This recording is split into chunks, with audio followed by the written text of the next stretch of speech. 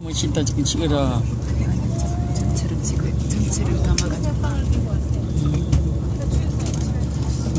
여기가 어제 우리 여기 이 옆에 이 길을 걸었잖아. 이렇게 밤에. 이렇게. 갖다 찍어. 아니 이거 전체를 비디오로 찍는 거야 지금.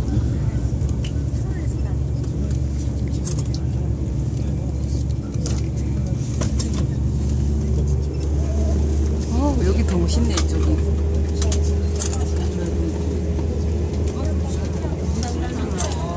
자, 아침에 바람이 굉장히 거세죠. 풍경은 굉장히 좋은 곳인데 좀 한적한 한산한 이제 모습입니다.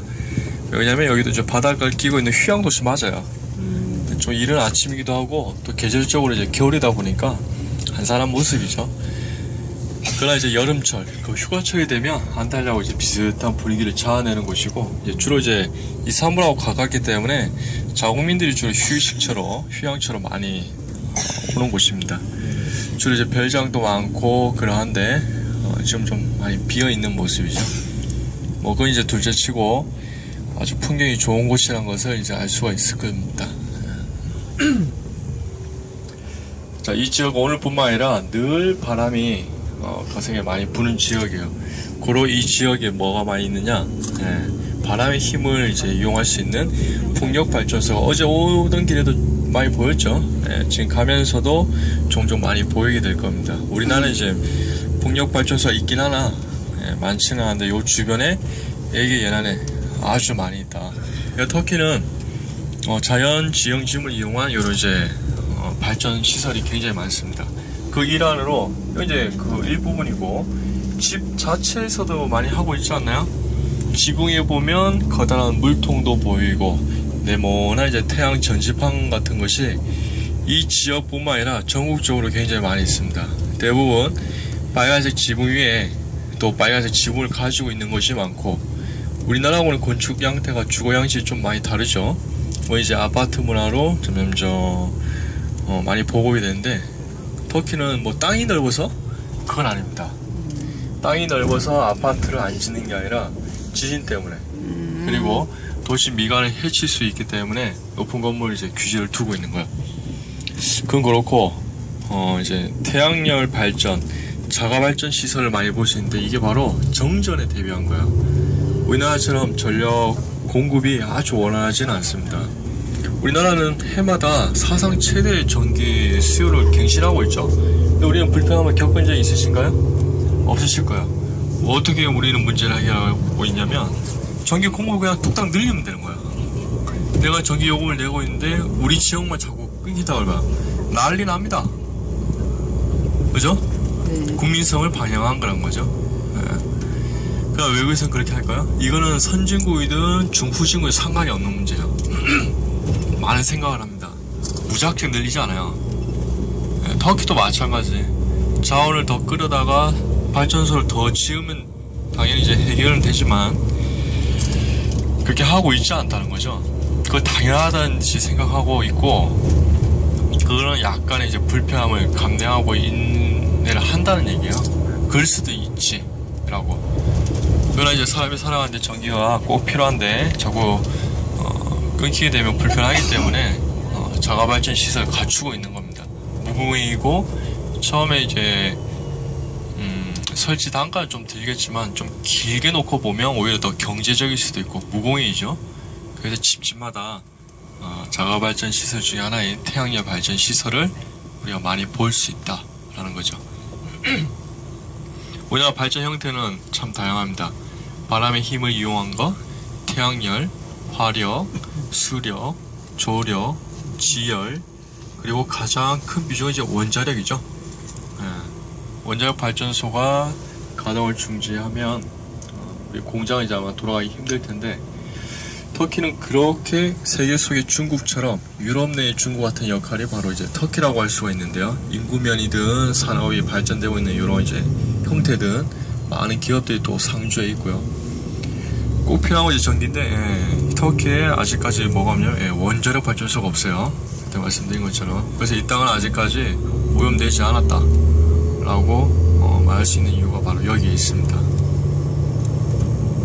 그런 이유로 이제 이 나라 가축들도 참 방목을 많이 하고 있는데 그래서 그런 풀을 뜯어먹고 살면서도 병 한번 걸리지 않고 안전하게 잘 자라고 있는 모습을 볼 수가 있었죠. 그리고 또 하나 없는 발전소가 조력 발전소입니다. 바닷물의 힘을 이용한 삼면이 바다로 둘러싸여 있으나 밀물, 썰물이 없어요. 거의 파도도 거의 없이 잔잔했죠.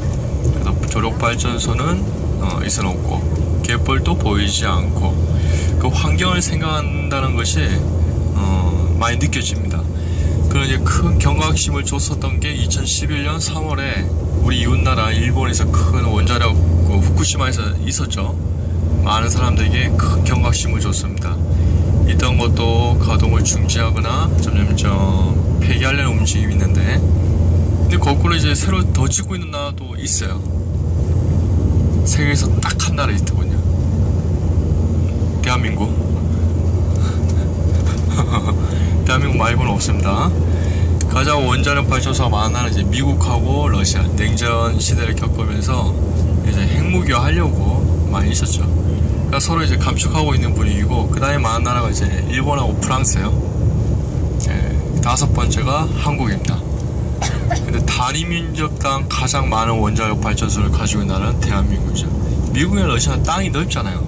우리는 국토도 좁은데 그 개수로 보면 이제 세계 최고라는 거죠. 근데 앞에 네 나라하고 또 다른 점이 뭔지 아십니까? 앞에 네 나라는 큰 원전 사고가 있었습니다. 우리나라는 없었어요. 왜? 우리 조상님들이 지켜주고 계시니까. 네. 그래서 아주 안전하면서 좋은 에너지, 신에너지가 어느 나라에서든 이게 탁 나오게 된다면 정말 좋을 것 같습니다. 자, 주변에 보면 나무가 무성하죠. 어제 오면서도 많이 보셨을 텐데 이게 바로 이제 한겨울에도 푸른 빛이 잃지 않는 올리브라는 겁니다. 우리나라에서 이제 서식하지 않기 때문에 지중해 연안 국가에서만 이제 볼 수가 있죠. 여기를 벗어나면 서식하지 않아요. 세계에서 가장 많은 올리브를 생산하는 나라 중에 하나가 바로 터키입니다. 수확량을 보면 이제 스페인이 제일 많고요. 그리고 터키, 이웃나라 그리스도 제법 좀 수확을 많이 합니다. 지중해라고는 하지만 여기 에이길 연안에까지 걸쳐가지고 그 기후대의 영향을 받고 있기 때문에 굉장히 많이 서식하죠. 들판이든 산이든 온통 뒤덮고 있습니다. 이 나라 분들에게, 후손들에게 줄 수 있는 최고의 유산 중에 하나가 바로 이것이 아닌가 싶은데요. 여기다 심어놓으면 망고땡입니다. 관리가 필요 없어요. 왜냐하면 이 나라 농약 자체도 별로 안 쓰는데 이거는 병충해 해가 없어요. 심어놓으면 땡이에요. 수확만 하면 됩니다. 그리고 게다가 비싸요.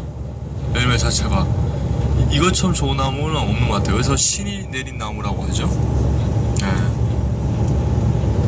활용도 많이 합니다. 얼마 많은지 다 딸 수조차 없다 그랬죠. 우리에게는 김치가 있다면 세계 5대 건강식품 중에 가장 첫 번째로 꼽히고 거론되는 곳이 바로 이 올리브예요. 절여서도 먹고요. 그 다음에 기름으로 뿌려서도 먹죠.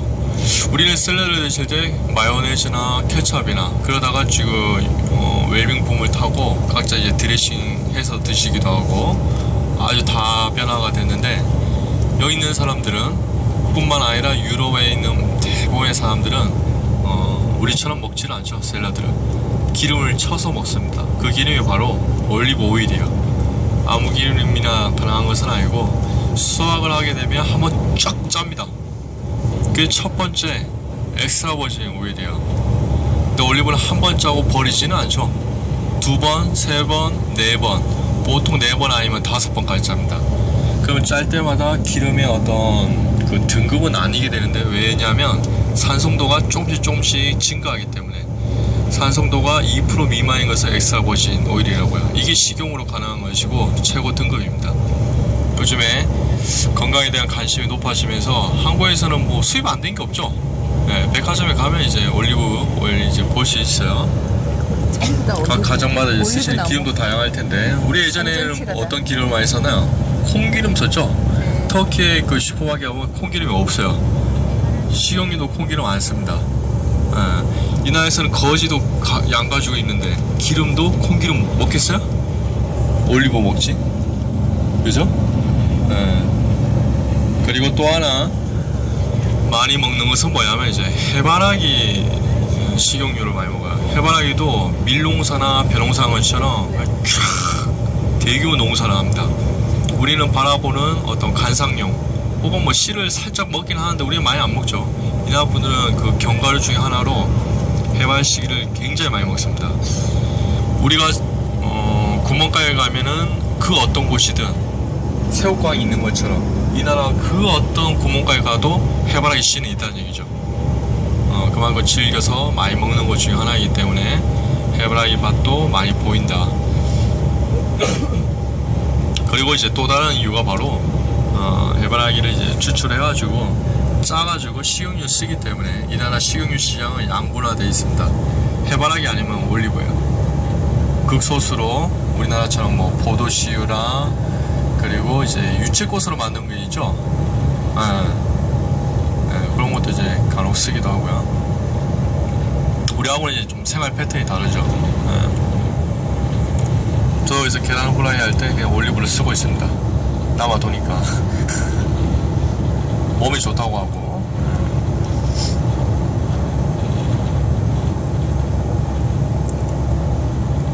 근데 처음에 드셨으면 아마 좀 짭짤한 게 이거 왜 이렇게 짜? 이런 생각 드셨을 거야. 이거는 외국인들이 김치를 먹었을 때 반응이 똑같은 겁니다. 매워. 왜 이렇게 매워? 그죠? 근데 우리에게는 맛있죠. 김치만 그냥 드시는 건 아닙니다. 먹는 방법 알려줘야죠. 같이 밥 한 숟갈 떠가지고 김치 싸서 국물도 한 숟갈 먹고 일종의 반찬 역할을 하는 것처럼 이 올리브도 마찬가지. 빵이랑 같이 씹어 드시든지 그렇게 드시는 거야. 올리브만 드시면 당연히 짭니다. 근데 색깔을 보니까 크게 검은색, 연두색 두 가지가 있던데 그 외에는 다 가공한 거예요. 안에 이제 빨간색이 들어있는 거는 씨를 빼고 끼워 넣은 것이니까 10월 무렵부터 수확을 하기 시작합니다. 그때는 초록색이에요. 그러나 11월, 12월 점점 추워지면서 해를 넘기게 되면 어떻게 되냐, 얘가 까무잡잡하기 편해요. 이거 서로 다른 나무에서 채취한 것이 아니라 한 나무인데 수확되는 시기에 따라서 열매 색깔은 달라진다는 거죠. 세계에서 가장 오래된 올리브 나무는 이스라엘 예루살렘에 있다고 합니다. 예수가 살아 생전에 제자들을 모아놓고 설교를 하던 바로 그 나무가 이제 수령이 한 2000년 가까이 된 올리브 나무로 하는데 평균적으로 200~300년 이상을 살아요. 근데 한 가지 아쉬운 점은 심자마자 그 해에 수확을 할 수 없다는 거죠. 벼나 뭐 밀처럼 최소한 1~20년 정도의 그 기간이 필요합니다. 첫 수확 한 20년 넘어야지 열매를 맺어요. 그러나 그 후로는 쭉 수없이 많은 과실을 매년 거둘 수 있으니 인간에게 이렇게 아낌없이 주는 나무를 보기 드물다 라고 이제 할 수가 있겠죠.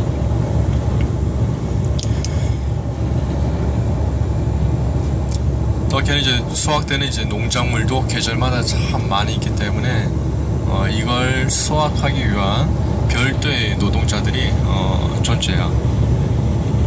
각 계절마다 수확되는 것이 조금씩 다르잖아요. 그래서 지역을 옮겨가면서 노동을 제공하고 페이를 받는 계절 노동자가 존재합니다. 밀도 그렇고 올리브도 그렇고 뭐 과일이 나는 그런 제철도 있죠. 그래서 웬만큼 이제 수확을 하는데 그래도 이제 다 못 딴다고 합니다. 너무 많기 때문에. 이 올리브 나무도 오늘까지 보이고 우리가 이 사암불로 이제 들어가기 때문에 이제 요 해협을 건너서 요 안쪽으로 들어가면 이제 더 이상 볼 수가 없죠. 오늘까지 많이 보입니다.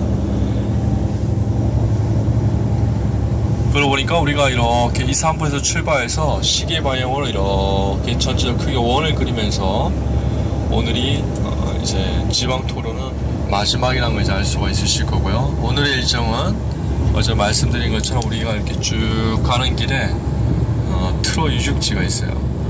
트로 유적지는 트로이 몽마만 있습니다. 트로이 몽마 강조해드립니다. 트로이 몽마 다른 건 뭐이냐? 트랙 목마만 있다니까요. 트랙 목마. 세계에서 그래도 3번째입니다. 오줌 싸기 인어공주 동상에 이은 3번째. 규모로는 최대. 세계 3대 썰렁 유적지라고 하는데 트로이가 지금 바로 가고 있어요. 호텔에서 트로이까지는 한 2시간 남짓 시간이 걸립니다.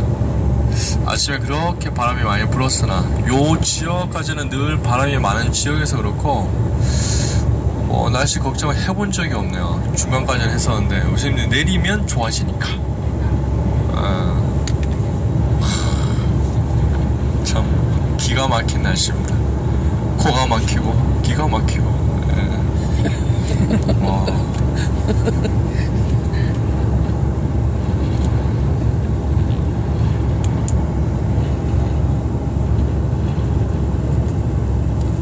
우리나라에 인삼이 있다 그러면 외국 사람들은 이 올리브를 꼽죠.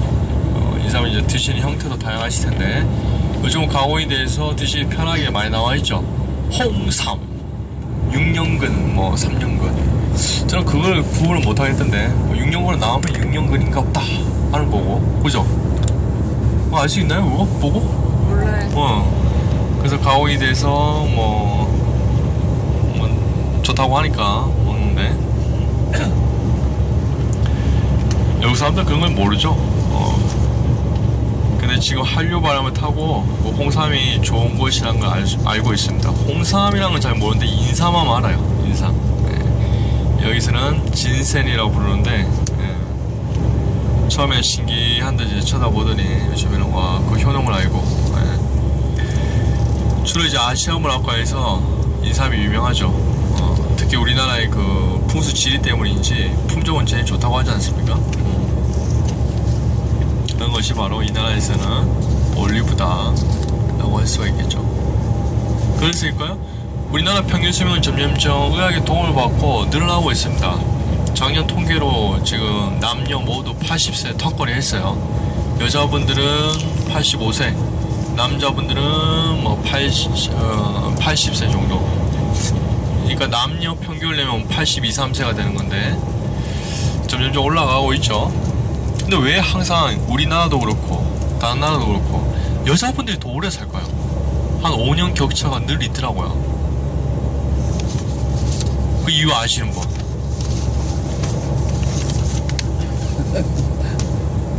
여자분들은 바가지를 긁으니까 더 오래 사는 거예요.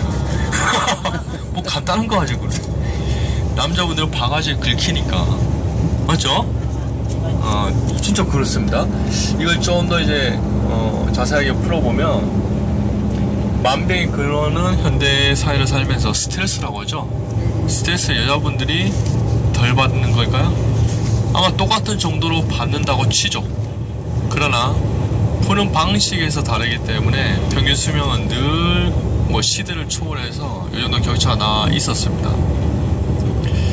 자, 남자분들은 스트레스 어떻게 푸나요? 우리 술 한잔 하러 갑시다. 그다음 담배도 태우신 분이면 이제 술 담배를 하죠. 거기까지 한다고 쳐도 그 스트레스를 받으면 그 한다고 풀리나요? 더 쌓이는 거죠. 건강은 더 나빠진다는 얘기. 풀리는 게 아니죠. 근데 여러분들 그렇게 풉니까? 그렇게 푸는 분들 계시지만 일반적인 거 얘기한다면 동네 아줌마들끼리 모여서 친구들끼리 모여서 1시간이고 2시간이고 수다를 떤 다음에 또 집에 들어와서 전화통 붙잡고 또 수다 따라라라 풀린다는 얘기예요. 그죠? 술 담배 풀면 실제로 풀려요. 그래서 이제 수다를 떨시고 그 다음에 또 백화점 가서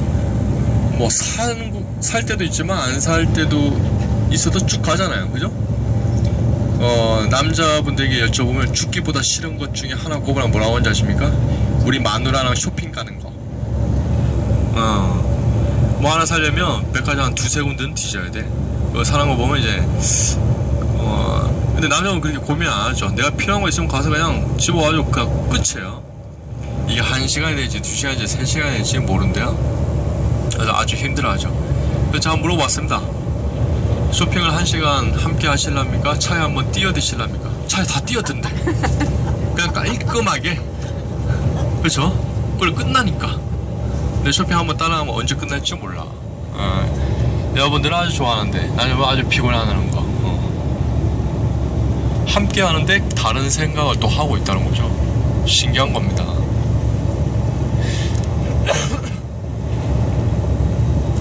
자, 그래서 평균 수명은 뭐 의학의 도움을 받아 점점 증가하고는 있으나 푸는 방식에서 이런 근본적인 차이가 있기 때문에 이런 이제 격차가 있는 것이고요. 터키 분들은 우리나라에 비하면 남녀 평균 5년 정도 낮습니다.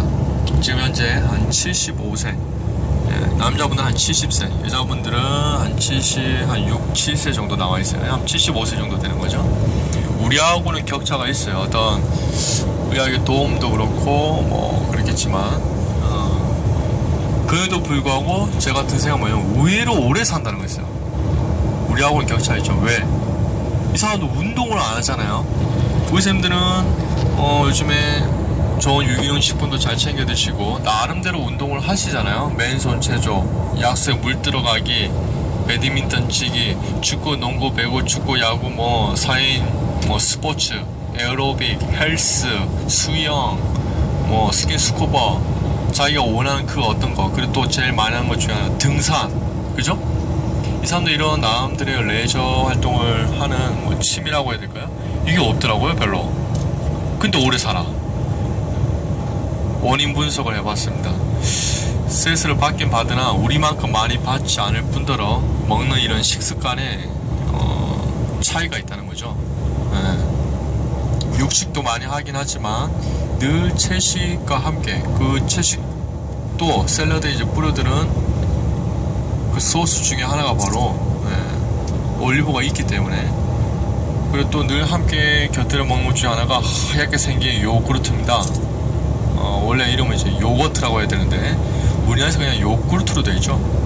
그 요구르트는 우리가 마셨던 건 그냥 희석시켜서 만든 가공 음료에 불과한 것이고 오리지널 요거트는 그게 아닙니다.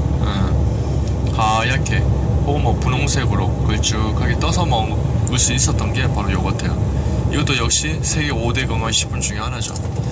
물론 자랑스럽게 한국의 음식 김치가 있긴 하지만 나머지 다 외국 음식이야.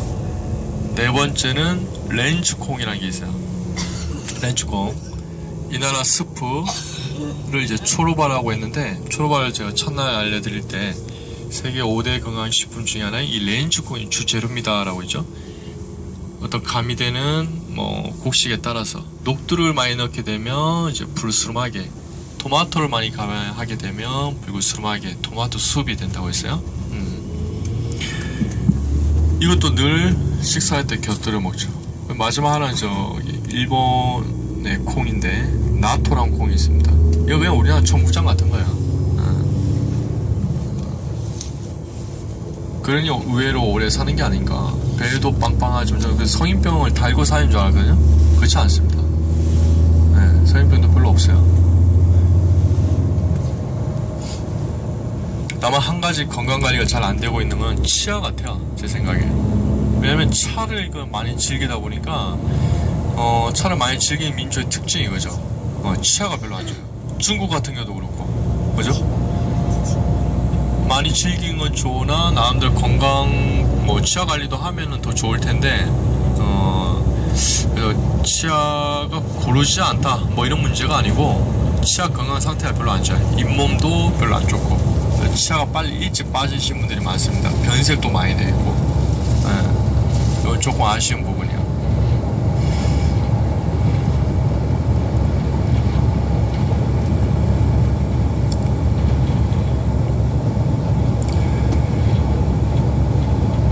아까 보셨던 호텔 앞에 이렇게 애기의 바다는 또 다른 말로 아이게오스의 바다라고 이제 하는데, 아이게오스는 몇천 년 전에 그리스 아테네의 한 왕의 이름입니다. 이런 두 가지 이름으로 불리게 된 데는 그는 아주 늦은 나이에 귀한 자식을 하나 얻었대요. 그 아들이 바로 그리스에서 가장 유명한 왕 테세우스입니다. 아주 늦은 나이에 귀한 자식을 얻었죠. 근데 그 왕에게는 고민이 하나 있었는데, 그때 당시 그리스의 그 맹위를 떨치던 강국은 어느 나라였냐면, 물론 이제 다 도시 국가였죠. 크레타 섬을 이끌고 있었던 미케네 왕국의 미노스 왕이었어요.